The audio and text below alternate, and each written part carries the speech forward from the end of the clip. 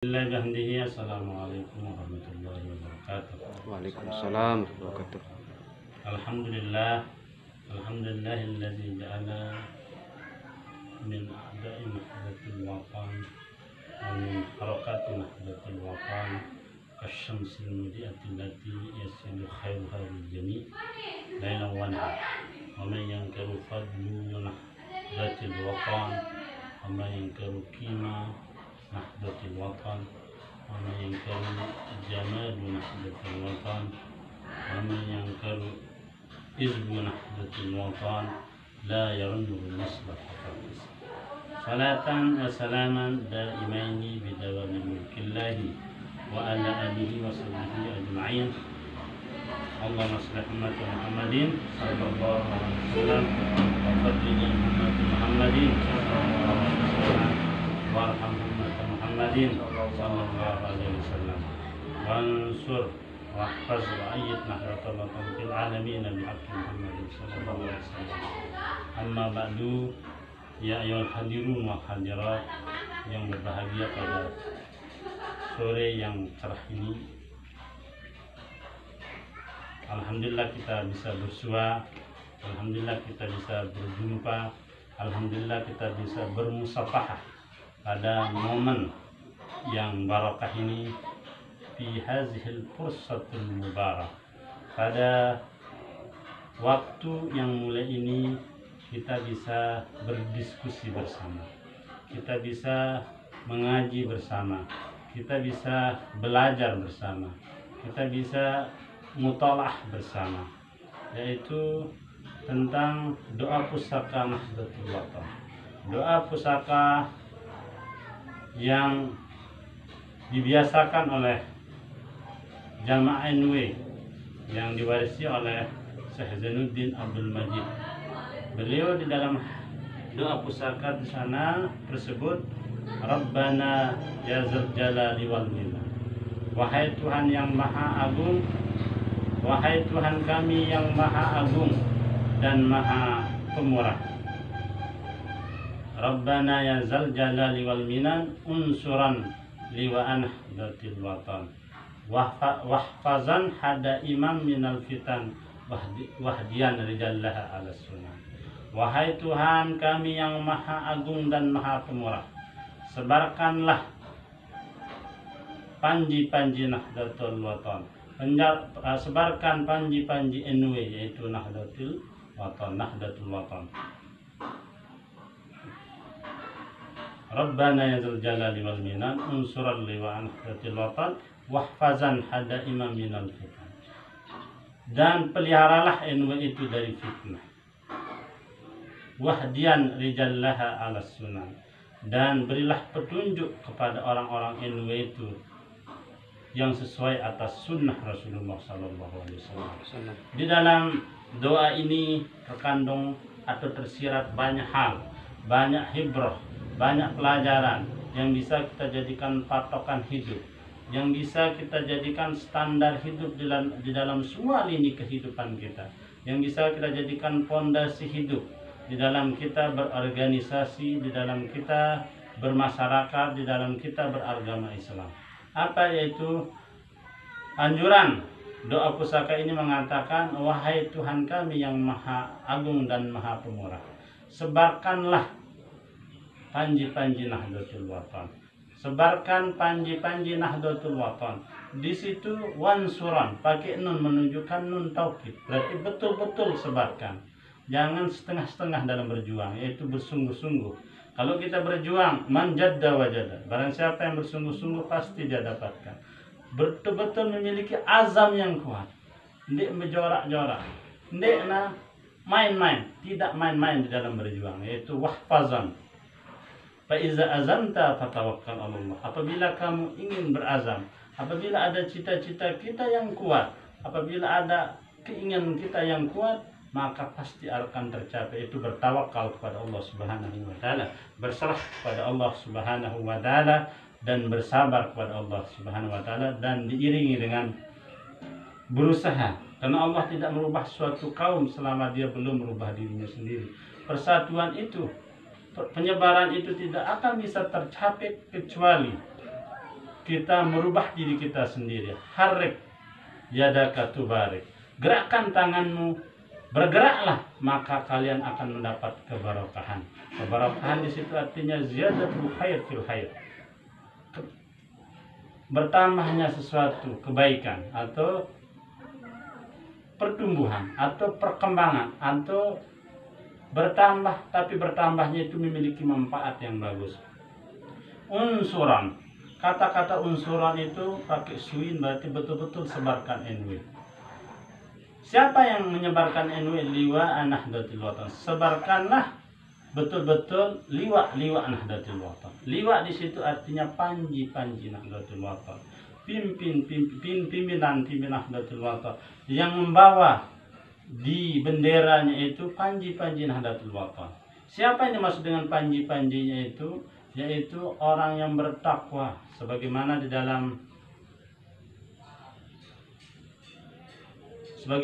dalam orasinya atau di dalam biasa pengajian para pendiri MLNS mengatakan pokoknya NW yaitu iman dan takwa. Atau kalau di Pancol itu TGB mengatakan pokoknya NW iman dan takwa. Kalau di Anjani mengatakan pokoknya NW iman dan takwa. Jadi yang akan menyebarkan NW itu adalah panji Nahdlatul Watan, yaitu orang-orang yang betul-betul bertakwa. Maka di situ lil muttaqin artinya lam lil kamal. Artinya betul-betul bertakwa. Bukan di situ hanya alif lam ma'rifat, tapi betul-betul orang yang bertakwa yang akan bisa menyebarkan NW itu. Liwa juga diartikan bendera. Jadi disebut bendera tapi maksudnya keseluruhan. Misalnya bendera Indonesia.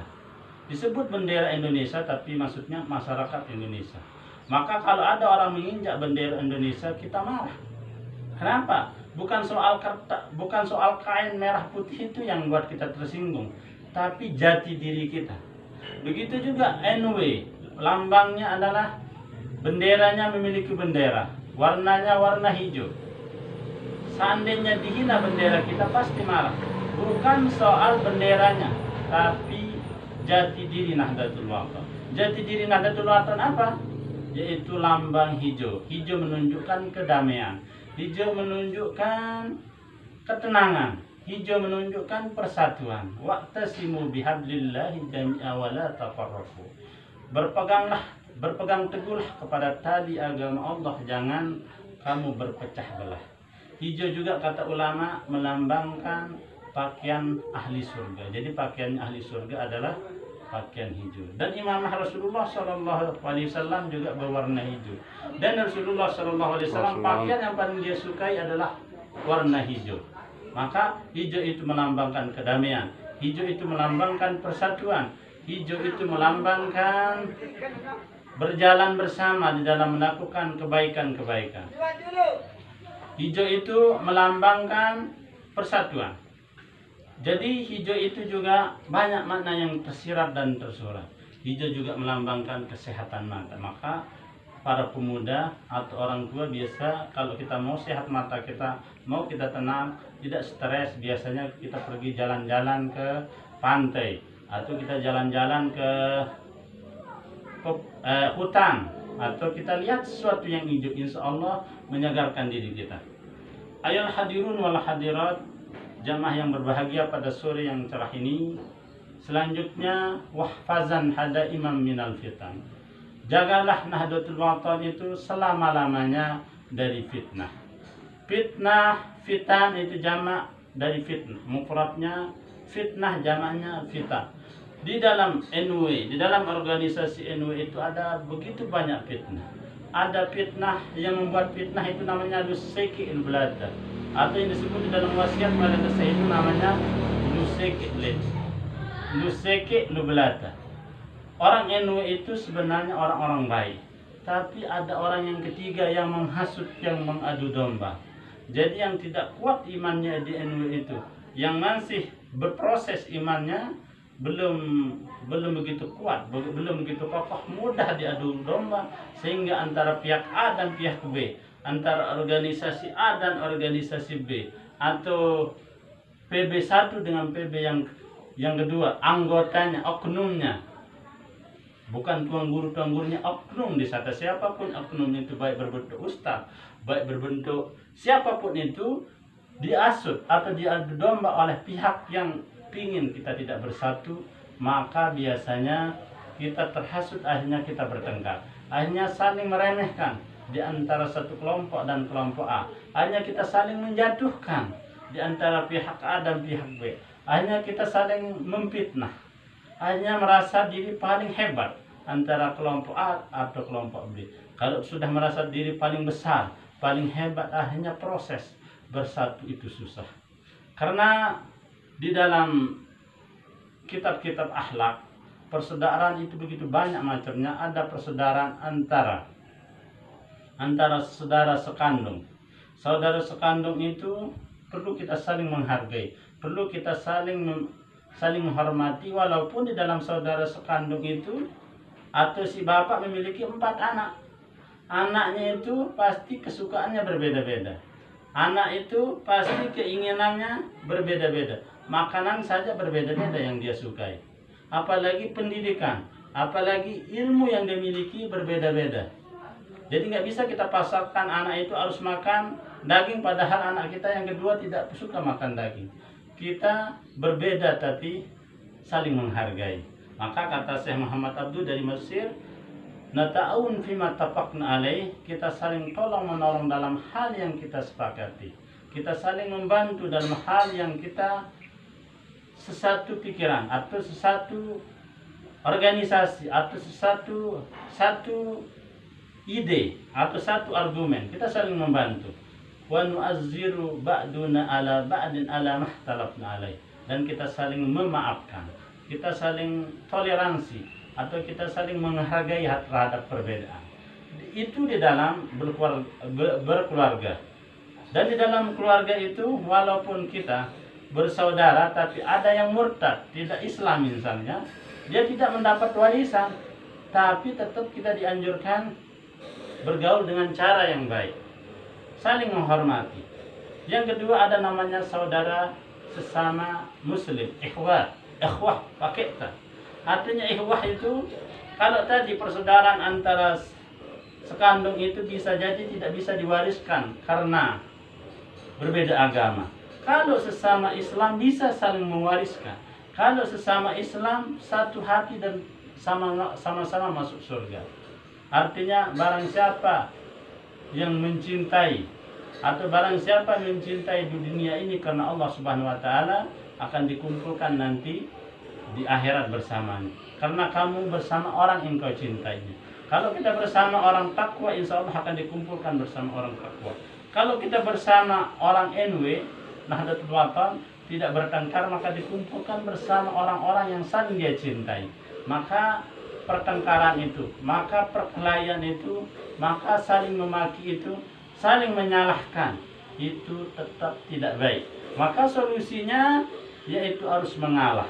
Mengalah itu kata Ainun Najib, seorang sastrawan dan seorang budayawan dari Jawa, mengatakan mengalah itu artinya mengolloh.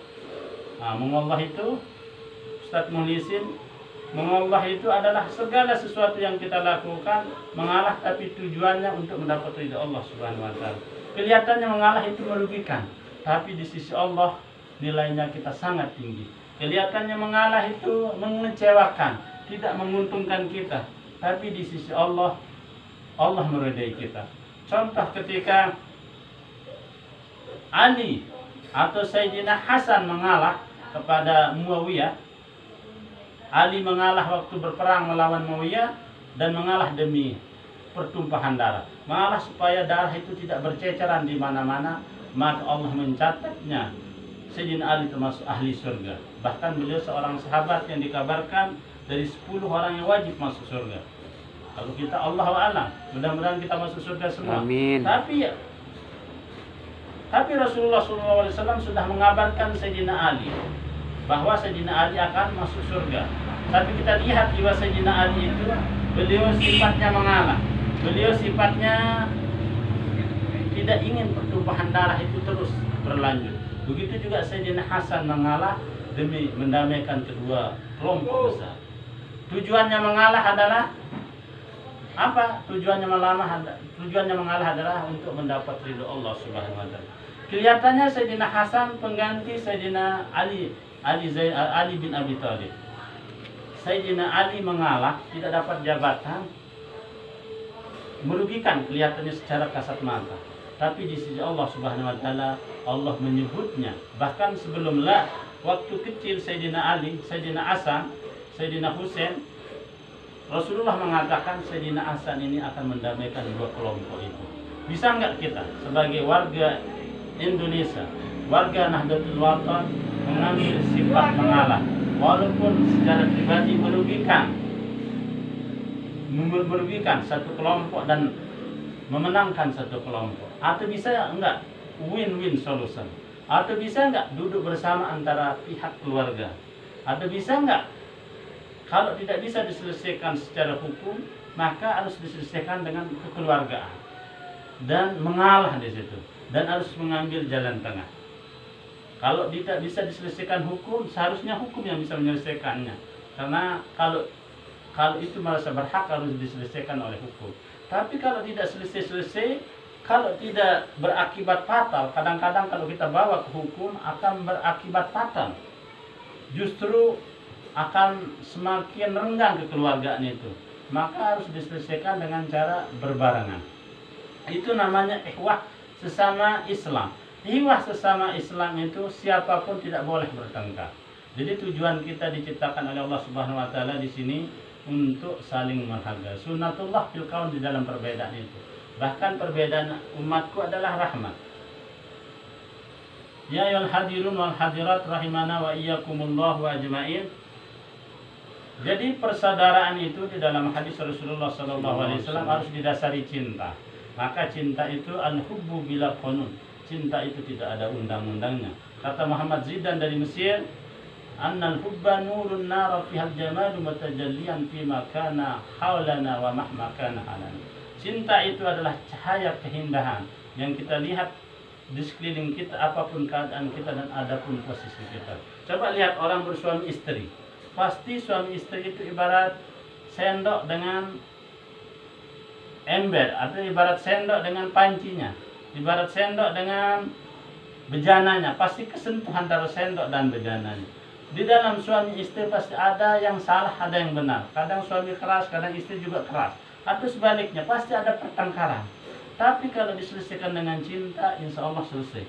Begitu juga di dalam organisasi. Pasti tidak ada manusia yang sempurna. Organisasi tidak ada yang sempurna. Apapun kelompoknya di dunia ini, tidak ada yang masuk kecuali Rasulullah SAW. Jadi organisasi atau apapun itu pasti ada kelemahan atau kekurangan masing-masing. Maka cara menyelesaikannya dengan cinta. Kalau ananiyah di dalam agama itu, kalau kita menekankan ego kita sendiri, insya Allah masalah itu tidak akan selesai. Jadi kata Rasulullah SAW, al-mu'minun ulfun wa ma'lufun. Orang beriman itu adalah orang yang mencintai dan dicintai.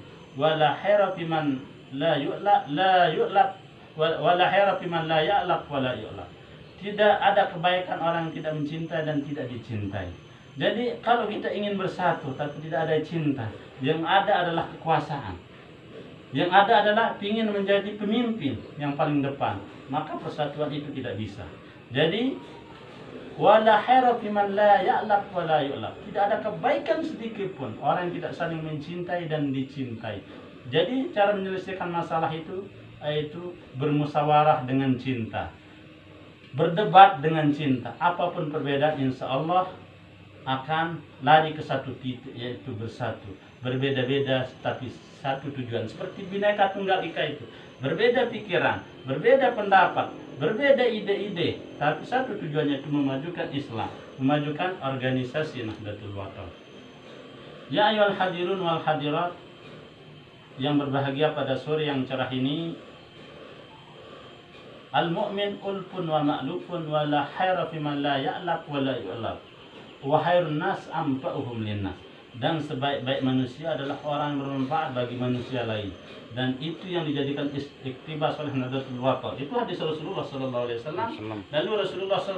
Lalu Syekh Zainuddin mengatakan sebaik-baik orang itu adalah orang yang bermanfaat bagi NU. Sebenarnya itu dasarnya hadis. Dan orang sejelek-jelek orang NW adalah orang yang merugikan NW sendiri. Berarti kalau kita baik di Nahdlatul Watan, kalau ingin Nahdlatul Watan itu damai dan tenang, insya Allah kita akan termasuk hadis Rasulullah SAW. Kalau kita tidak bertakwa kepada Allah Subhanahu Wa Taala, maka kita tidak akan termasuk yang tadi itu. Ya ayyuhal hadirun wal hadirat yang berbahagia pada sore yang cerah ini, di dalam teori, di dalam manhaj atau di dalam metode kita bersatu atau berjalan bersama atau berbeda, sunatullah fil qaul, berbeda jalan tapi tujuannya satu, yaitu mencapai ila'i kalimatiddin, yaitu NW itu akan disebarkan oleh bintang-bintang Nahdlatul Watan. Wa nawwir biladana bi anjumi Nahdlatul Watan, unsuran liwa Nahdlatul Watan. Siapa yang menyebarkan NW itu adalah harus ada bintang-bintang. Wa nawwir, sinarilah biladana, negeri kami, dengan bintang-bintang Nahdlatul Watan. Bintang di situ artinya orang-orang yang soleh, orang-orang yang rajin ibadah, orang abid. Kalau bulan itu melambangkan adalah orang-orang berilmu. Karena orang-orang berilmu itu orang-orang yang takut kepada Allah. Maka definisi ilmu itu kalau menurut bahasa alim artinya orang yang memiliki ilmu. Ulama orang yang banyak ilmu. Allamah artinya orang-orang yang betul-betul banyak ilmu. Tapi ada tak di situ, tak taukid lil mubalaghah. Betul-betul banyak ilmunya tapi betul-betul takut kepada Allah Subhanahu Wa Taala. Di dalam kitab Syekh Muhammad bin Ismail Zain Al-Yamani, di dalam kitabnya yang dikatakan orang bertakwa itu, yang dikatakan orang berilmu itu adalah orang yang takut kepada Allah Subhanahu Wa Taala. Sekarang begitu banyak umat Islam berilmu tapi tidak takut kepada Allah, maka hakikatnya tidak berilmu. Dan begitu banyak orang yang berilmu tapi keilmuan itu tidak diimplementasikan di dalam kehidupannya sehari-hari, tidak diimplementasikan, tidak dimanifestasikan di dalam berkeluarga, di dalam bermasyarakat, berorganisasi, berbangsa dan bernegara. Maka akibatnya justru membuat NW itu rusak, membuat organisasi itu rusak, membuat keluarga rusak, membuat bangsa ini mengalami kemunduran. Begitu banyak orang berilmu tapi yang paling banyak korupsi adalah orang yang berilmu itu justru yang korupsi. Berarti apa salahnya? Tidak mengamalkan ilmunya. Maka Imam Junaid mengatakan al-ilmu bila amalin kal wasilah bila ghayah. Ilmu yang tidak diamalkan itu seperti orang berjalan tapi tidak tahu arah tujuannya. Al-ilmu bila amalin kasam'atil lati yudi'u hawlaha wa yahriku nafsaha. Ilmu yang tidak diamalkan itu seperti lilin yang menerangi di sekitarnya tapi menghancurkan dirinya. Al-ilmu bila amalin al-ilmu bila amalin kasahmi bila watri. Ilmu yang tidak diamalkan itu seperti orang yang memanah tapi tidak punya busur atau tidak punya tali panah. Maka bidikan kita, maka panahan kita, maka tujuan kita tidak akan sampai. Al-ilmu bila amalin kasajari bila samari. Yang ini sering kita dengar dari kecil, mahfuzat ini. Ilmu yang tidak diamalkan itu seperti pohon yang tidak ada buahnya. Berarti semua sia-sia. Maka semua orang di sini, semua manusia itu rugi kecuali orang yang berilmu. Semua orang berilmu rugi kecuali orang yang mengamalkan ilmunya. Justru juga semua yang mengamalkan ilmunya rugi kecuali orang-orang yang ikhlas. Wahfazan hada imam minal fitan. Jagalah ilmu itu dari fitnah. Fitnah itu bisa jadi penyebabnya kalau kita saling menjelekkan, Ustadz Muhlis, kalau kita saling menafikan, tidak saling mengaku kelebihan orang lain, saling mengumpat, saling memaki sesama Islam atau sesama organisasi, akibatnya fitnah terjadi. Kalau fitnah terjadi, maka bencana akan datang. Maka banyak gempa yang terjadi. Kenapa? Karena antara Islam itu banyak orang Islam seperti kata Rasulullah SAW, tapi seperti buih di lautan. Buih dengan Islam. Banyak orang yang masuk Islam, bahkan orang Islam sekarang menurut hasil penelitian lebih 1 miliar. Tapi Islamnya hanya banyaknya saja. Tapi seperti buih di lautan, tidak ada orang yang saling menolong, saling menjatuhkan, tidak ada yang saling satu misi, satu tujuan tidak ada, saling berpecah. Sehingga terjadilah goncangan ini. Goncangan itu bisa jadi karena Goncangan itu akibatnya negara menjadi miskin. Goncangan itu terjadi, kita akan dicoba oleh virus-virus. Ada virus penyakit corona, ada virus-virus kita jauh dari Tuhan. Itu juga virus. Kalau di komputer itu adalah virus merusak komputer. Tapi sekarang banyak virus-virus yang merusak otak kita. Banyak virus-virus yang menghancurkan diri kita. Banyak virus-virus yang meluluh lantakkan iman kita. Banyak virus-virus yang membuat elemen kehidupan kita, yang membuat jati diri kita tergerus oleh budaya barat. Maka kata Soekarno, kamu akan merdeka. Kamu bisa merdeka, tapi kamu susah atau tidak bisa akan mengalahkan rakyatmu sendiri. Kita sebenarnya membuat kita tidak maju ini karena antara rakyat atau antara masyarakat bertengkar antara satu kelompok dan kelompok lain. Begitu juga Islam. Islam itu tidak maju karena kata Syekh Zahar, Islam itu tertutup oleh Islam itu sendiri. Islam itu tidak berkembang, yaitu yang merusak orang Islam itu sendiri. Begitu juga organisasi itu tidak diakui oleh orang lain karena orang yang ada di dalam organisasi itu merusak citra organisasi itu sendiri. Sehingga oknum-oknum yang ada di organisasi, oknum-oknum yang ada di Islam itu sendiri, oknum yang ada di negara itu sendiri merusak jati diri organisasi, merusak jati diri Islam, merusak jati diri bangsa kita, sehingga terjadilah fitnah. Maka Rasulullah SAW atau Syekh Zainuddin sudah mewanti-wanti dan sudah memberikan doa supaya kita dijauhkan dari fitnah tersebut.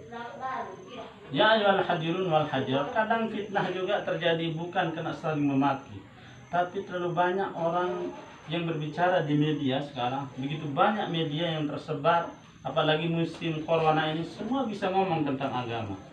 Akhirnya tidak ahli agama. Maka kata guru saya dari Mesir yang diambil dari kitab Ghazali, ada namanya Syekh Ahli Jumah, muridnya Syekh Al-Fadani, punya karangan kitab namanya Al-Mutasaddidin, orang-orang keras. Sekarang begitu banyak orang pendakwah, begitu banyak bisa menyampaikan ilmunya, begitu vokal dalam menyampaikan pengajian-pengajiannya, begitu vokal, begitu talenta di dalam bersuara, di dalam berbicara, di dalam berdakwah, tapi tidak ahli. Banyak orang dai sekarang tidak bisa nahu. Banyak orang dai sekarang tapi tidak pernah ngaji. Tiba-tiba jadi ustaz. Baru 3 hari belajar di Google dipanggil ustaz. Karena modal tampang ganteng, modal bisa berbicara. Justru orang-orang yang terkenal itu kadang orang-orang yang keren atau ahli di dalam agama tidak muncul. Yang dimunculkan adalah orang-orang yang bisa berbicara, orang-orang yang bisa menarik orang seperti artis, tapi kemampuannya di dalam agamanya kosong, nol besar. Ya ayyuhal hadirun wal hadirat rahimana wa iyyakumullah ajma'in.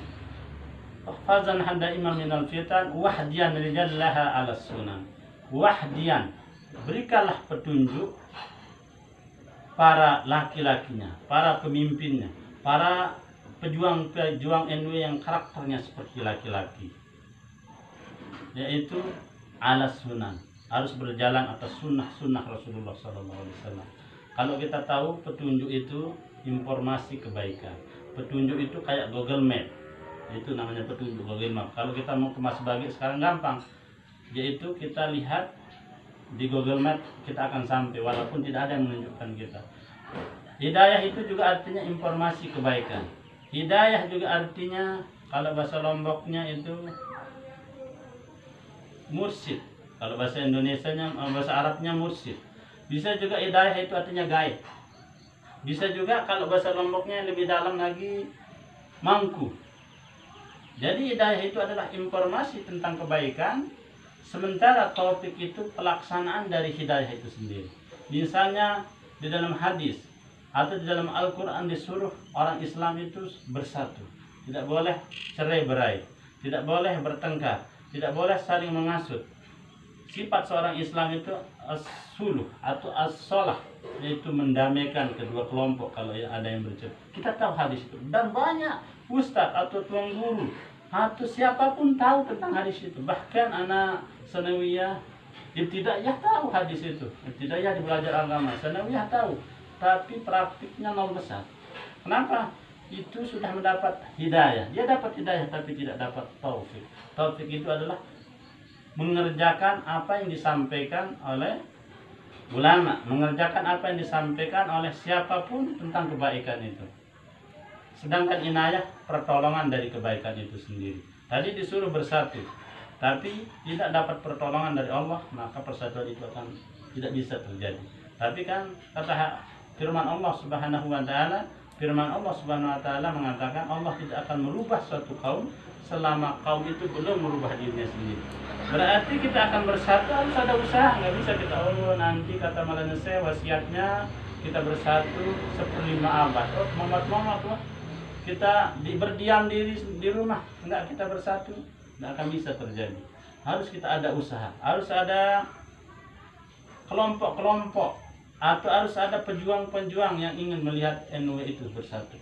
Biar kita sesuai dengan wasiat Malanese mengatakan PB itu satu, bukannya dua, bukannya tiga. Bagaimana cara bersatu? Yaitu terletak pada mereka itu sendiri. Apakah mereka bisa mau mengalah? Apakah mereka bisa saling menghargai? Apakah mereka hadir sesama keluarganya? Tapi mudah-mudahan mereka orang bertakwa. Mudah-mudahan mereka bersatu karena mereka orang-orang soleh. Semua NU itu orang yang soleh. Tapi mudah-mudahan mereka dihindari dari godaan setan yang terkutuk. Ya ayolah hadirun wal hadirat, jamaah yang kami hormati pada sore yang cerah ini, wahdiyan lijallaha ala sunnah. Berikanlah petunjuk kepada rijal-rijal Nahdlatul Watan atas sunnah-sunnah Rasulullah. Jadi petunjuknya itu, informasi yang disampaikan oleh seorang ulama itu juga harus benar. Jangan informasi bagaimana NU itu saling menjatuhkan. Misalnya ada tuan guru, pengajiannya bagaimana supaya tuan guru pihak satu menjatuhkan pihak lain. Berarti seorang tuan guru, seorang ustaz tidak mendapat petunjuk informasi dengan cara yang benar. Jadi penyampaian juga, pengajiannya juga jangan saling menghasut antara satu kelompok dan kelompok lain. Bagaimana menaburkan benih-benih persatuan. Bagaimana menaburkan kedamaian antara satu pihak dengan satu pihak yang lain. Sunnah di situ menurut ulama sama dengan hadis, yaitu segala perbuatan Rasulullah disebut sunnah, segala penetapan Rasulullah disebut sunnah, segala apapun yang dilakukan Rasulullah disebut sunnah, baik afalnya, baik penetapnya, takrirnya, baik akwalnya disebut sunnah Rasulullah SAW.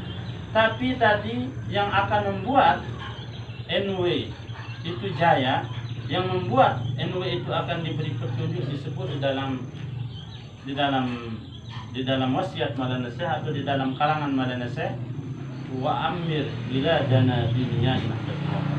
Suburkan Nahdlatul Watan itu dengan air Nahdlatul Watan. Air, kalau kita belajar filsafat air itu mengalir dari atas ke bawah, menunjukkan orang yang akan menyebarkan NU itu, orang yang memajukan NU itu, orang yang akan menyuburkan NU itu adalah orang-orang yang merendah diri, tidak sombong. Dan filsafat air itu kata Imam Ghazali, launul ma'i kamisli makani. Air itu warnanya seperti tempatnya. Artinya orang yang bisa memahami agama sesuai kondisi dan situasi. Maka kata hadis Rasulullah SAW, man yuridillahi bihi khairan yufaqihu fiddin. Barang siapa yang Allah inginkan jadi orang baik, yufaqih fiddin. Orang itu paham di dalam agama. Kenapa menggunakan fi'il mudhari'? Kenapa enggak menggunakan fi'il madhi atau fi'il amr? Yufaqih artinya fi'il mudhari', sedang dan akan. Kalau kita belajar nahwu itu di SMP atau di ibtidaiyah itu atau di aliyah atau di mahat istilahnya, yufaqih fi'il mudhari' sedang dan akan. Kalau fi'il madhi lampau, kalau fi'il amr istiqbal. Nah, yufaqih menggunakan fi'il mudhari'. Jadi orang-orang yang paham agama sesuai kondisi dan situasi. Jadi air maksudnya, ustadz itu tidak kuno, ustadz itu tidak desa. Jadi ustadz itu yang menyampaikan agama itu harus update. Misalnya zaman sekarang orang berdakwah pakai media, dia nggak mau pakai media misalnya. Berarti ustadz itu tidak yufaqih fiddin. Orang berdakwah sekarang harus pakai alat-alat yang modern tapi tidak mau menggunakan itu, berarti tidak yufaqih fid din. Jadi yufaqih artinya orang NW itu adalah orang yang bisa beradaptasi. Maka dalil NW itu adalah kalau masuk ke kandang kambing harus kita ngembek, kalau masuk ke kandang sapi harus kita ngembok, kalau masuk ke lingkungan orang pintar harus cerdas juga, kalau masuk ke lingkungan masyarakat juga harus sesuai mengkondisikan. Maka yukhatibun nas ala qadri uqulihim, menghitap manusia, berbicara dengan manusia sesuai dengan ukuran kepalanya. Jangan seorang dosen menyampaikan pada masyarakat pakai bahasa ilmiah. Seharusnya seorang pengguru, seorang ustadz menyampaikan kepada masyarakat dengan bahasa-bahasa yang dipahami. Bahasa bukan bahasa verbal, bukan bahasa hewan saling memaki.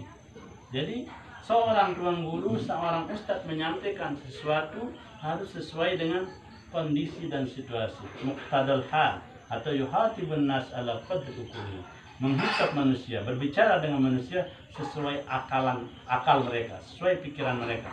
Kalau kita menyampaikan kepada anak TK, tentu pelajaran yang kita berikan bukan pelajaran kuliah, tentu pelajaran TK. Begitu juga kepada orang-orang NU, begitu juga kepada orang-orang NU. Ya ayyuhal hadirun wal hadirat, kata miyah, air juga artinya adalah orang-orang yang berharta. NU itu akan tersebar dengan orang-orang yang berharta. Selanjutnya al-miyah juga artinya orang-orang yang berilmu. Miyah artinya ilmu. Jadi ilmu NU itu tidak akan tersebar kalau tidak ada ilmu. Makanya Maulana Syekh dari awal dia menganjurkan santri dan santriwatinya untuk belajar internet. Karena NU itu akan tersebar fil alamin katanya. Di alam, alamin. Alam itu kalau mengatakan alam artinya apa yang selain Allah. Kalau alamin artinya alam jin, alam manusia, alam binatang. Nah, justru alam jin, alam manusia, alam binatang, alam malaikat. Justru 4. Kalau di kitab Kawakib itu ada 3. Di kitab lain tersebut 4 alam. Berarti 4 alam kita menyebarkan NU. Enggak mengatakan sebarkan NU di alam. Dia mengatakan sebarkan NU fil alamin, kata, berarti 4 alam. Jadi alhamdulillah kita zaman internet sekarang bisa kita menyebarkan NU itu pada orang Islam atau bukan Islam, pada negara, semua negara. Cuman belum bisa dan belum banyak orang yang bisa menyebarkan NU ke alam jin, ke alam malaikat, ke alam binatang. Nah, binatang itu juga harus tahu NU, dan itu ada yang bisa melakukan itu orang-orang yang soleh, orang yang tidak dikenal di bumi tapi dikenal di langit. Itu yang bisa menyebarkan NU itu ke alam malaikat, ke alam binatang, ke alam jin, yaitu orang yang tidak terkenal di bumi, tidak muncul di bumi, tidak muncul di media, tapi dikenal di langit. Itu 3 alam itu yang disampaikan. Kalau alam manusia, alam internet ya banyak yang bisa. Dan mudah-mudahan yang tidak kelihatan itu yang paling banyak jasanya. Ya ayyuhal hadirun wal hadirat, jamaah yang berbahagia pada sore yang cerah ini. Almiyah juga artinya adalah orang-orang ikhlas. Wa amir biladana bimiya yanahdatil watan. Sebarkan NU itu dengan orang-orang ikhlas. Kadang kita berilmu, kadang banyak harta, atau banyak yang kita miliki di dalam berjuang. Ada yang punya tanah, ada yang punya madrasah, tapi madrasah itu dijadikan bisnis. Ada yang seperti itu, pendidikan dijadikan bisnis untuk memperkaya dirinya. Maka Maulana Syekh telah mengatakan, nanti akan datang suatu saat madrasah itu dijadikan ajang mencari harta. Akan datang suatu zaman akan dijadikan NU itu sebagai tunggangan politiknya.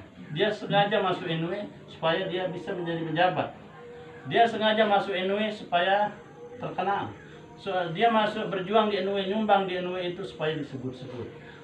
Dia masuk NU bagaimana mencampur adukan agama dengan kejelekan. Banyak orang yang di NU itu tapi menyalahgunakan NU, cari makan di NU. Karena pesan orang-orang NU yang sejati itu adalah kita memberikan sumbangsih pada NU lillahi ta'ala, bukan cari makan di NU. Jadi mari kita memberikan ide-ide kita, memberikan ilmu kita, memberikan khawatir kita, ide-ide kita yang sesuai dengan sunnah Rasulullah SAW di dalam NU itu. Bukan mencari kedudukan di NU itu, bukan mencari makan di NU itu, bukan mencari kepentingan sesaat di NU itu, bukan mencari kepentingan perut di ilmu itu. Ya ayyuhal hadirun wal hadirat, mungkin sekedar ini yang bisa sampaikan. Mohon maaf atas segala kekurangan. Kalau ada kekurangan datang dari pribadi kami, kalau ada kelebihan datang dari Allah Subhanahu wa taala. Wallahu muwaffiq wal hadi ila sabilir rasyad. Assalamualaikum warahmatullahi wabarakatuh.